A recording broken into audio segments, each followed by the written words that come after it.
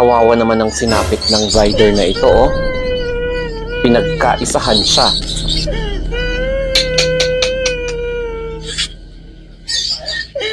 Hinold up kasi ang isang delivery driver nang magpanggap ito bilang isang buyer sa isang shopping application. So, tignan natin ang buong pangyayari.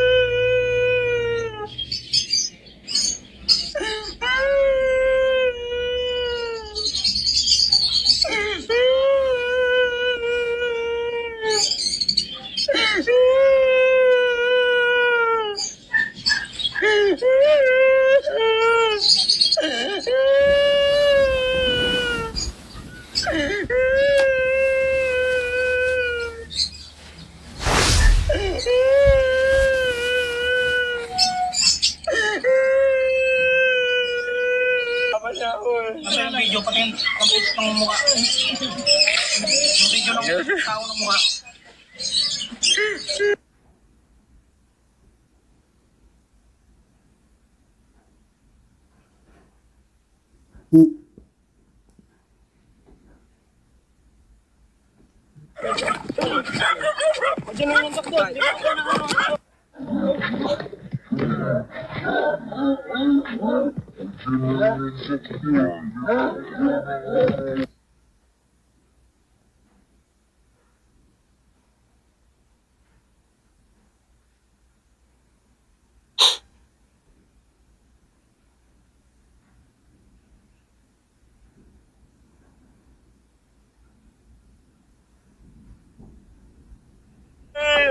Kain ako? Ha? Paano yung mukha mo?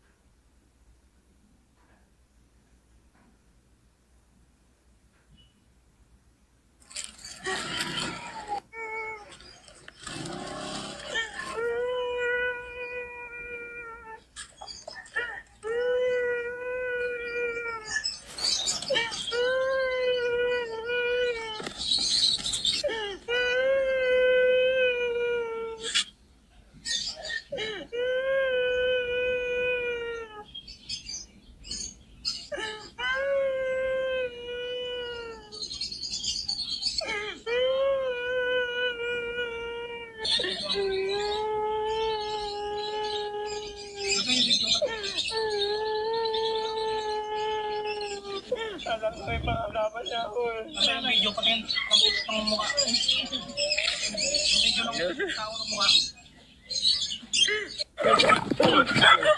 Diyan lang yung sakto. Di ba ako na ano?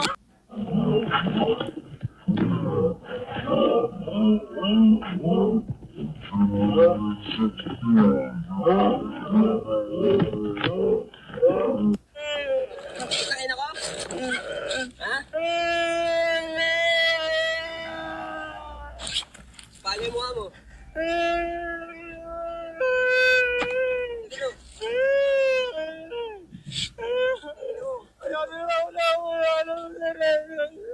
Sige dito. Hindi ka alis?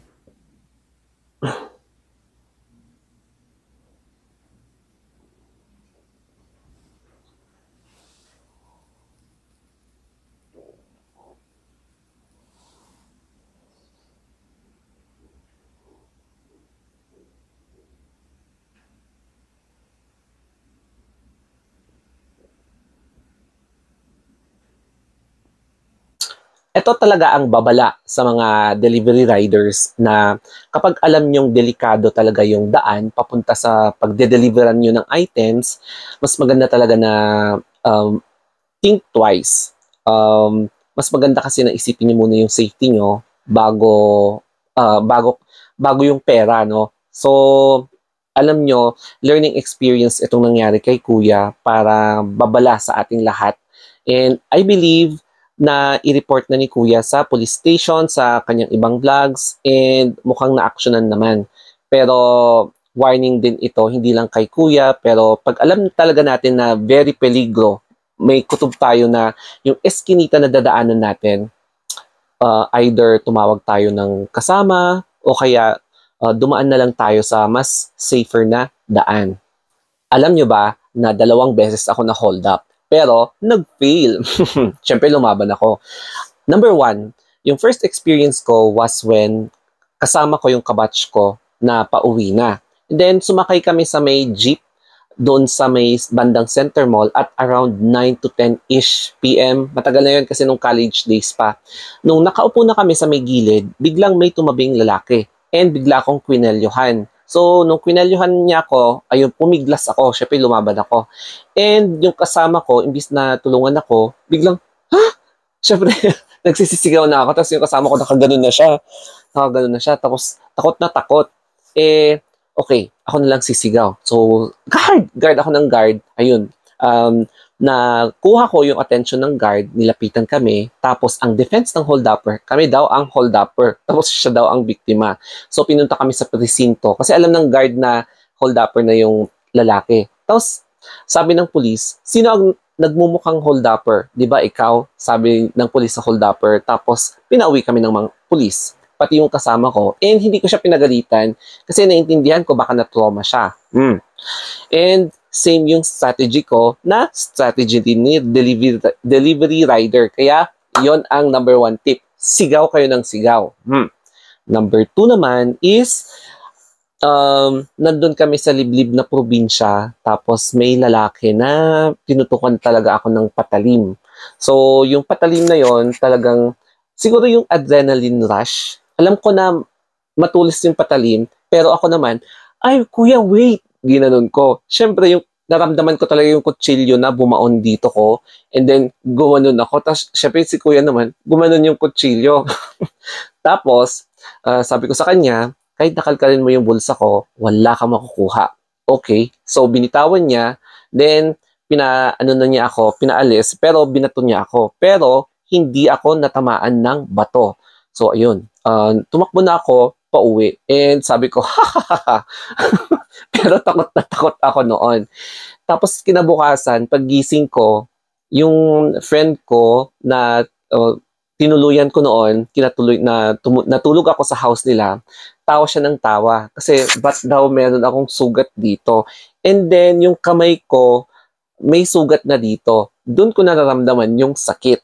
So, for almost 1 week ako naka-turtleneck sa school para maitago yung sugat ko sa neck. So, ganun na nangyari sa akin. Nakakatakot, pero kung marunong kang lumaban at kung marunong kang utakan yung mga hold-upper, malaki yung chance na makakaligtas ka. Pero yun yung experience ko ha. Magkakaiba naman tayo ng experience, diba? Lagi niyong tandaan na minsan lang tayo mabuhay. Kaya alagaan natin ang buhay natin kasi kapag once na pumunta na tayo sa ibang dimension or kay creator, syempre hindi na natin magagawa ang ating gustong gawin pa, no? Kaya importante talaga na isipin natin yung ating safety kesa sa kumita ng kumita. It's because yung safety natin ang makakapagligtas sa atin, no? Kaya yung kay kuya, buti na lang talaga.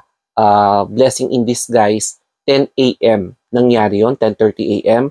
Maaga siya, umaga siya, pero wala talagang pinipiling oras ang mga kawatan, no? Kaya doble ingat and kapag nasa peligro talaga kayo, gumawa kayo ng eksena. Mag-ingay kayo, sumigaw kayo, kumalampag kayo para mapansin kayo ng mga tao o kaya gumawa kayo talaga ng atensyon. So, magandang tactic yan to save your life, o diba? So, thank you guys. I hope na may natutunan kayo and sana nakarelate kayo dito sa video na ito. So, once again, safety first bago ang lahat.